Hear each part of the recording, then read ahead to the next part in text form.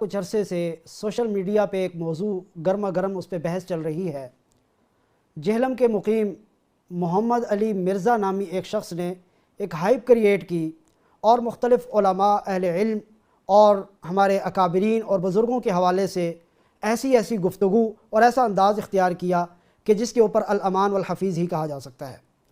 Engineer محمد علی مرزا کے ان دعووں کے اوپر کراچی کی ایک معروف شخصیت حضرت مولانا مفتی طارق مسعود صاحب نے کراچی سے رخت سفر باندھا اور جہلم کی سرزمین پہ پہنچ گئے اور 48 گھنٹے وہاں پر موجود رہے اور اس دوران بار بار انجینئر محمد علی مرزا صاحب کو پکارتے اور بلاتے رہے کہ تاکہ علمی گفتگو ہو جائے، لیکن 48 گھنٹے گزرنے کے باوجود محمد علی مرزا ان کا سامنا نہ کر سکے۔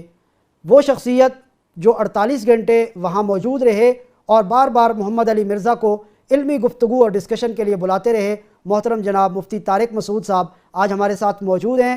بہت سارے نوجوان، بہت سارے اہل علم اس پورے واقعے کا پس منظر اور ان کی جو گفتگو ایک طویل عرصے سے چل رہی ہے وہ جاننا چاہ رہے ہیں۔ مفتی طارق مسعود صاحب سے اس پورے واقعے کا پس منظر اور جو ان کے درمیان گفتگو ہوئی ہے اور جو واقعہ ہوا ہے اس کے حوالے سے تفصیل جانیں گے۔ مفتی طارق مسعود صاحب، آپ کی آمد کا بہت شکریہ۔ سب سے پہلے تو آپ کو مبارکباد پیش کریں گے کہ یہ عظیم ایک فتح آپ نے، گویا کہ یہ اہل علم کی فتح ہے، اہل دین کی فتح ہے، اعتدال کے اوپر چلنے والوں کی فتح ہے کہ آپ نے علمی میدان میں اپنے مد مقابل کو شکست دی ہے آپ کے دعووں کے باوجود۔ تو یہ معاملہ کیا ہے، کہاں سے شروع ہوا اور یہ ہائپ کیوں اتنی زیادہ کریٹ کی گئی، اس پہ تفصیل سے روشنی ڈالیے۔ بسم اللہ الرحمن الرحیم۔ دیکھیں یہ تو کئی سال سے نا یوٹیوب پہ انجینئر علی مرزا نے ایک فتنہ پھیلایا ہوا تھا، کئی سال ہو گئے۔ میں سنتا رہتا تھا، لوگ کلپ بھیجتے رہتے تھے، میں جواب نہیں دیتا تھا کیونکہ انداز ہی ٹھیک نہیں تھا۔ میں یہ سمجھتا تھا کہ ان سے کوئی پڑھا لکھا آدمی متاثر نہیں ہو سکتا اس اسٹائل سے اور یہ لب و لہجے سے۔ لیکن بہرحال ہماری قوم کا ایک مزاج ہے، وہ ایک کام وہ کرتا تھا کہ کتابوں کے حوالے لوگ اس سے بہت انسپائر ہوتے ہیں۔ عامی آدمی کو یہ بھی نہیں پتہ ہوتا کہ یہ جو ترجمہ کیا جا رہا ہے حدیث کا، یہ ترجمہ بنتا بھی ہے کہ نہیں بنتا۔ جیسے یہ جو حضرت معاویہ کے بارے میں الزامات لگاتا ہے نا کہ وہ برسر منبر حضرت علی کو معاذ اللہ گالیاں دلوایا کرتے تھے، تو ترجمے میں خیانت، حدیث کی سندوں میں خیانت، بہت کچھ اس نے حضرت معاویہ پہ الزام لگائے، علماء دیوبند پہ، بریلوی علماء پہ۔ ہمارا بھی دیکھیں بریلوی حضرات سے اختلاف ہوتا ہے، لیکن اس اختلاف کو اس انداز سے بڑھانا کہ لیبل آپ اتحاد کا لگا رہے ہوں اور ہو لڑائیاں رہی ہوں۔ آپ لیبل یہ لگا رہے ہو کہ میں فرقہ واریت ختم کر رہا ہوں، لیکن آپ ایک نیا فرقہ لانچ کر رہے ہو۔ تو جب ہم نے دیکھا کہ یہ بہت زیادہ ہو رہا ہے تو پھر میں نے کچھ اس کے جواب ریکارڈ کروانا شروع کیے۔ دو چیزیں اس وقت سامنے آئیں کہ جو یہ جواب میں دیتا ہوں نا یوٹیوب پہ، یہ بڑی ہوشیاری سے محترم یہ کرتے ہیں کہ اس جواب کو پی کے کوئی دوسری چیز، جیسے اس جواب کا ایک پہلو لیا اور اس پہ جواب ریکارڈ کروایا، یعنی دعویٰ کو کی نوعیت ہی چینج کر دی، اور اس سے ان کی ویورشپ بڑھنا شروع ہوئی۔ اور ہر عالم کے ساتھ یہی انہوں نے کیا، صرف میرے ساتھ نہیں، اہل حدیث علماء کے ساتھ بھی، بریلوی علماء کے ساتھ بھی، بات کو توڑ موڑ کے پیش کرنا۔ تو مجھے اندازہ ہو گیا کہ میں اگر ویڈیو کلپ ریکارڈ کرواؤں گا نا تو سوائے اس کی ویورشپ میں اضافے کے اور کچھ بھی حاصل نہیں ہوگا۔ تو اس وقت سے میری تمنا تھی کہ میں اس کے سامنے ایک دفعہ بیٹھوں۔ جو ہمارے سنجیدہ حلقے ہیں وہ اس بات پہ بہت خوشی کا اظہار کر رہے ہیں کہ آپ نے یہ سٹیپ لیا کہ جو بھی بات ہے آمنے سامنے ہونی چاہیے، ادب کے دائرے میں ہونی چاہیے اور سلیقے سے ہونی چاہیے۔ یقیناً یہ آپ کا بہت اچھا سٹیپ ہے۔ تو لوگ اس کو، میں ہر بیان میں کہتا بھائی ایک دفعہ مجھے سامنے بٹھا دو، ایک دفعہ بٹھا دو، میری بچپن کی خواہش ہے، لیکن میرے بچپن میں تو یہ تھا نہیں یہ صاحب تھے نہیں، تو ایک دفعہ بٹھا دو، ایک دفعہ بٹھا دو۔ یہ آج سے نہیں، بہت سالوں سے، کیونکہ لوگ بہت ہمارے خلاف، علماء کے خلاف ایک ذہن بنتا چلا جا رہا تھا۔ ہمارے حضرات اکابر، اللہ ان کی عمر میں برکت دے، ان کو شاید کیونکہ سوشل میڈیا کو یہ زیادہ تر لوگ دیکھتے نہیں ہیں۔ میں جب سفر کر کے جاتا تو میرے سفر ہوتے تو مجھے اندازہ ہو گیا کہ بھائی یہ نا فتنہ پھیل رہا ہے، ایسا نہیں کہ صرف سوشل میڈیا تک ہے، یہ لوگوں میں سرایت کر رہا ہے۔ ہر آدمی کہہ رہا ہے بھائی وہ دلیل سے بات کر رہا ہے، آپ کے پاس کیا جواب ہے؟ تو ہم ان سے کہتے ہیں ہم نے بھی تو دلیل سے کلپ ریکارڈ کروایا نا، دلیل سے کلپ ریکارڈ کروائے۔ پھر دوسری بات یہ کہ ایک آدمی کا ہدف ہی یہی ہے کہ بیٹھ کے نیگیٹیوٹی پھیلانا، اختلافی مسائل، ہمارے تو درجنوں اور دوسرے کام ہیں۔ ہم تو نہیں کر سکتے کہ ہر وقت انجینئر ہی کو ایک ٹاپک بنا کر ویڈیو کلپ، اس کے تو آئے دن روز آ رہے ہیں، کیونکہ اگر میں یہ کام شروع کر دوں گا تو ہم تو پھر جو دوسرا ہم سے اصلاحی ایک ٹوٹا پھوٹا اللہ کام لے رہا ہے، ایک مدرسے میں جامعۃ الرشید میں آپ کو پتہ ہے استاذ بھی ہوں، پڑھاتا بھی ہوں، وہاں افتاء کا کام بھی ہے، تو یہ سارے کام یہ تو پھر گھر بار بھی ہے۔ اس کا تو ایسا لگتا تھا ایک برف خانہ تھا، پہلے وہاں آ کے بیٹھ جانا ہے اور جناب پورے ہفتے تیاری کرنی ہے، ایک آگ لگا کے چلے جانا ہے۔ تو یہ کیسے کریں بھائی ہم؟ اچھا، اور بھی علماء نے اس کے خلاف کام کیا ہے۔ ہمارے حضرات نے بھی کیا ہے, اور بریلوی میں بھی ایک 2-3 حضرات ہیں جو بریلوی حضرات, انہوں نے بڑا اچھا کام کیا ہے. بعض اہل حدیث حضرات نے اچھا کام کیا اس کے خلاف, لیکن وہ چونکہ مشہور نہیں ہیں, ان کے کلپ دب رہے تھے. اور میں اگرچہ مشہور ہوں, لیکن میں نے پراپر طریقے سے چند کلپ تو ریکارڈ کروائے اس کے خلاف. پراپر طریقے سے کام اس لیے نہیں کیا میں نے کہ چند کلپ ریکارڈ کروانے کے بعد مجھے اندازہ ہو گیا کہ یہ نا بات کو گھماتا ہے. جیسے اشرف علی رسول اللہ والا کلپ میں نے 1.5 گھنٹے کا ریکارڈ کروایا پورا مدلل, اور اس میں ثابت کیا کہ مولانا اشرف علی تھانوی رحمۃ اللہ علیہ پر جو الزام لگائے نا اس نے کہ اپنے نام کا کلمہ پڑھا, یہ 100% جھوٹا الزام ہے. لیکن اس نالائق نے وہاں سے بھی نا چھوٹی چھوٹی چیزیں نکال کے اس کو بھی غلط, یعنی پورے جو اصل بات تھی وہ وہاں بھی پی گیا تھا یہ, ہاں ہٹا دیا اس نے. تو پھر میں نے کہا کہ یہ جب تک ہم سامنے جا کے نہیں بیٹھیں گے بات بنے گی نہیں. لیکن یہ لوگوں نے اس کو مجبور کیا کہ مفتی صاحب کو بلاؤ. باقی لوگ بھی چیلنج کر رہے تھے, وہ مشہور نہیں تھے, ان کے چیلنج دب رہے تھے. میرا چیلنج پھیل گیا پوری دنیا میں. اسی کے اپنے فینس نے اس کو بولا کہ بھائی یہ بہت شرمندگی ہو رہی ہے, ایک بندہ بار بار پکار کے کہہ رہا ہے کہ ایک دفعہ زندگی میں سامنے بٹھا دو, دودھ کا دودھ پانی کا پانی ہو جائے گا. اور حضرت معاویہ کا مسئلہ, 20 رکعت تراویح کا مسئلہ, رفع الیدین کا مسئلہ, اور جو اس نے رفع الیدین کے مسئلے پر حنفیوں پہ جھوٹ بولے ہیں, اور بعض تو چیزیں ایسی ہیں جو حنفیوں کے دعوے ہی نہیں ہیں, وہ اس نے حنفیوں کے کھاتے میں ڈال کے, مثلا ویل مچھلی حنفی کب کہتے ہیں کہ ناجائز ہے. میں اس کا کلپ سن رہا تھا, اس نے کہا ویل مچھلی حنفیوں کے ناجائز ہے, اور پھر اس پہ جواز پہ دلائل دینا شروع کر دی کہ وہ اتنی بڑی مچھلی صحابہ نے کھائی تھی. فضول قسم کی نا.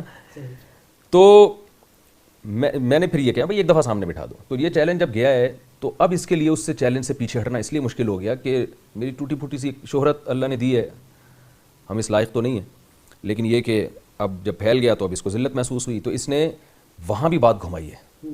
میں نے اس نے میرے خلاف کچھ کلپ بنائے تھے حضرت حسن کے نکاح, کثرت نکاح کے بارے میں, اور 2-3 اور بھی تھے اشرف علی رسول اللہ کے بارے میں, اور بھی چند تھے جو میرے ذہن سے نکل گئے, اس وقت میرے ذہن میں نہیں ہے. تو میں نے پھر ان پہ اس کو چیلنج کرنا شروع کر دیا. اچھا, عورتیں اور مرد سمٹ کے نماز پڑھنے کے مسئلے سے متعلق میں نے جو دلائل دیے تھے وہ دلائل پی گیا. یہ میں نے کہا نا کہ عورتیں سمٹ کے یہ اجماع ہے کہ عورتیں سمٹ کے نماز پڑھیں گی, مرد. لیکن یہ فروعی مسائل ہیں, لیکن آپ کی دلیل بھی آپ کے پاس نہ ہو اور ڈھٹائی اتنی ہو کہ آپ پوری امت کو پاگل سمجھ رہے ہو. جیسے عورتیں سمٹ کے نماز پڑھیں گی تو اجماع حنفیہ, مالکیہ, شافعیہ, حنابلہ, امام احمد بن حنبل کا بھی یہی قول ہے, امام شافعی کا بھی یہی قول ہے, امام مالک سے بھی صراحتاً, اور حنفیہ کا بھی ہے. تو لوگوں میں ایسا امیج جا رہا ہے جیسے یہ معاذ اللہ یہ سارے فقہاء ائمہ کرام سارے معاذ اللہ بیوقوف تھے, علم تو ان کو عطا ہوا ہے. مرد اور خواتین کے مسئلے پر بھی کلپ ریکارڈ کروایا, اس کا بھی ایک غلط جواب دیا اس نے, پی گیا. تو میں نے پھر اس پہ چیلنج کیا کہ مرد اور عورت کے نماز کے مسئلے پر جو اس نے گڑبڑ کی ہے, یہ میرے سامنے بیٹھے, میں اس سے یہ اس کو سوال بھی بتا دیا, میں تم سے یہ پوچھوں گا, سامنے جواب چاہیے مجھے, کیونکہ یہ جواب گھما رہا ہے. اب ہوشیاری دیکھیں کہ جو سوال میں نے اس سے پوچھے نا, جب اس نے چیلنج قبول کیا نا لوگوں کے دباؤ میں آ کے, تو چیلنج کو اس نے گھما دیا. ہاں مجھے چیلنج قبول ہے جی, میں المحنت المفنت پہ بات کروں گا. ان کے عقیدے ہی غلط ہیں. چیلنج المحنت پہ میں نے کیا نہیں تھا, چیلنج میں نے دوسرے مسائل پہ کیا تھا, لیکن اس نے گھما دیا المحنت المفنت. اور عجیب بات ہے, میرا المحنت المفنت پہ بالکل مطالعہ نہیں تھا, کیونکہ المحنت المفنت ہمارے نصاب میں نہیں ہے. مجھے یہ یقین تھا کہ جن عقیدوں پہ ہمارے اتنے بڑے بڑے علاموں نے, اتنے بڑے بڑے بزرگوں نے دستخط کیے ہیں, وہ عقیدے غلط نہیں ہو سکتے.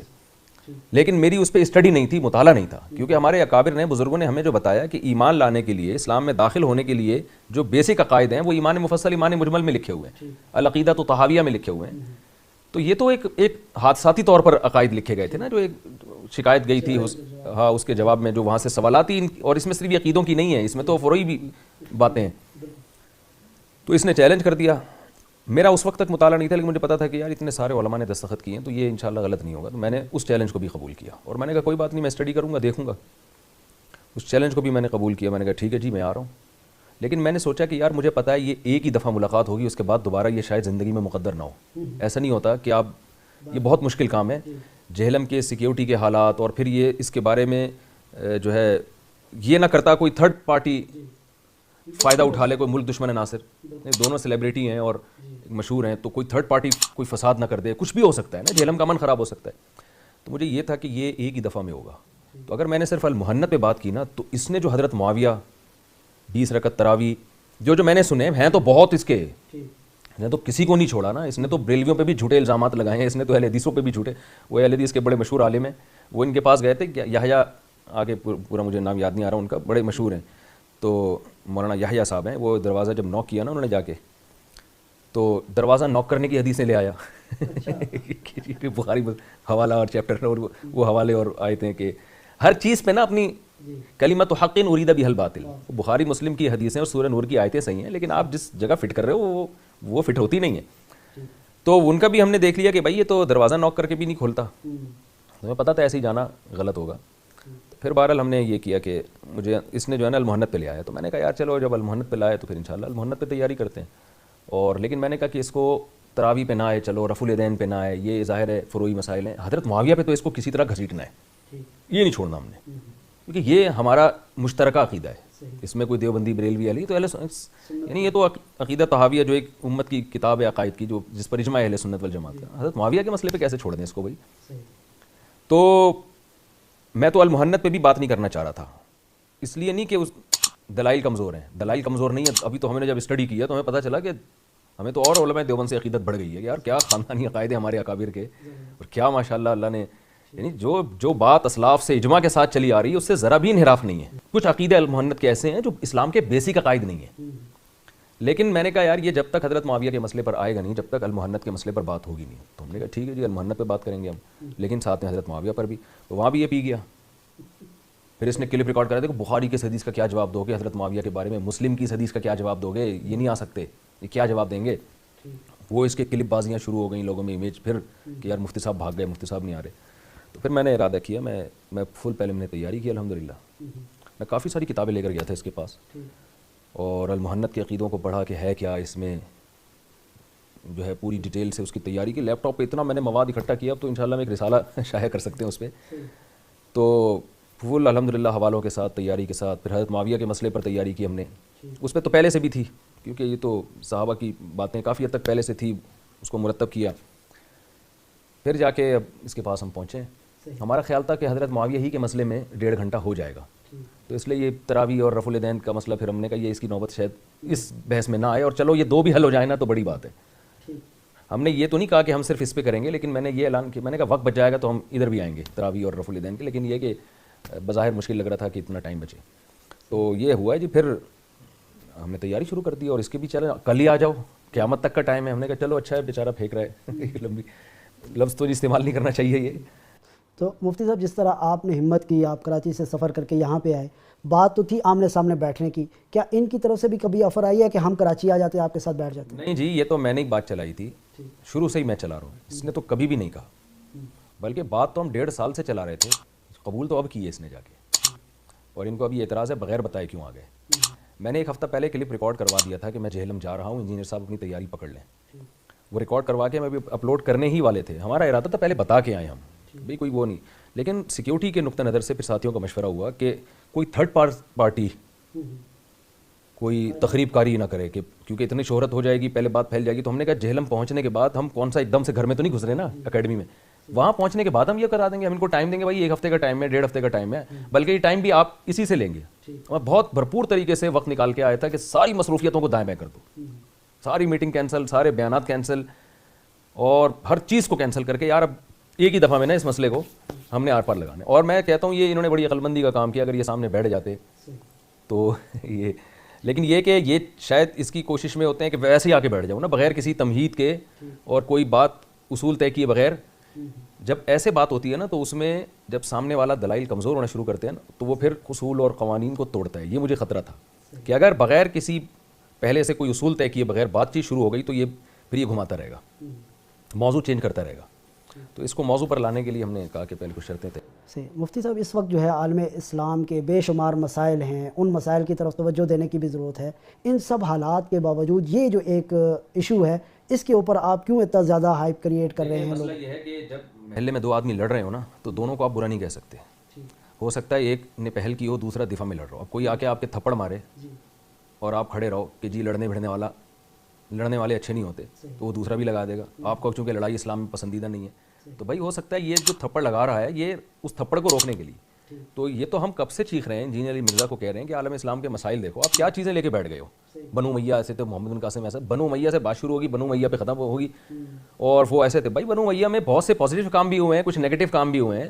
تو نیگیٹو کو نیگیٹو کہو, جو پازیٹیو کام ہوئے ہیں. اتنی بڑی حکومت اللہ نے دنیا میں مسلمانوں کی پھیلائی ہے, اور اس وقت علمی کام کتنے ہوئے ہیں, تو وہ شاندار ماضی بھی تو ہے نا. آپ اتنا بدترین امیج آپ دنیا کے سامنے اسلامی تاریخ کا پیش کر رہے ہو, یہ تو اسلام ہی مشکوک ہو جائے گا. گورا کہے گا یار تم تو شروع سے ہی گندے ہو, ایک آدمی ٹھیک پیدا ہوا ہے, دو چار اور. کوئی میں لطیفہ سناتا ہوں نا کہ وہ ایک آدمی نے خواب دیکھا کہ کچھ لوگ جنت میں دال چاول کھا رہے ہیں اور جہنم میں دیگیں پک رہی ہیں. خواب دیکھا اس نے, اس نے فرشتوں سے پوچھا یہ کیا ہے بھائی, جہنم میں دال چاول. تو فرشتوں نے کہا اب ہم کیا 4 آدمیوں کے لیے دیگ پکوائیں کیا؟ جنت میں گئے 4 آدمی ہیں, ان میں ایک علی مرزا, ایک جناب غامدی صاحب ہیں, 2-4 اور اس جیسے لوگ ہیں. تو ان لوگوں نے ایسا اسلام کو بنا کے پیش کیا کہ جیسے اسلام میں 4-6 آدمیوں کے علاوہ جو لوگ ان کے کلپ سنتے ہیں, آپ ان کے کمنٹس دیکھیں نا, سارے مولوی غلط, سارے فقہا غلط. ایک امام بخاری کو اس نے پکڑا ہوا ہے, وہ بھی جان بچانے کے لیے, ورنہ اس کا بس نہیں چل رہا, ان کو بھی معاف نہیں کرے یہ. تو یہ چیز اب ہم مجبور تھے اس پر. تو آپ اس میں یہ نہیں کہہ سکتے کہ امت کہاں جا رہی ہے, ہم کیا کر رہے ہیں. ہم نہیں کر رہے, یہ کر رہا تھا. ہم نے تو محبت کے ساتھ بیٹھ کے ہم نے کہا چلو دلائل کی دنیا میں بات ہو جائے تاکہ یہ فکر